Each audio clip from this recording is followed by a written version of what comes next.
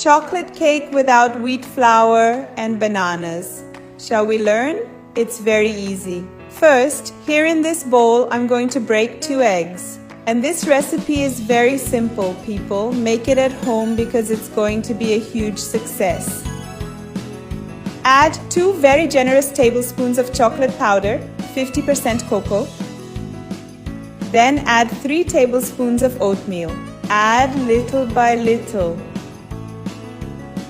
Also add 50 milliliters of coconut milk. Now mix very well until smooth. Now add our 3rd spoonful of oatmeal and continue stirring. Now add a teaspoon of baking powder. Stir a little more. To finish, we'll add chocolate chips here.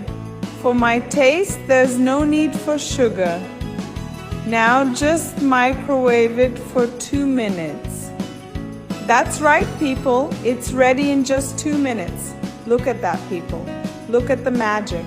How delicious. I'm going to unmold it here so you can see what it looks like. Look at this cake.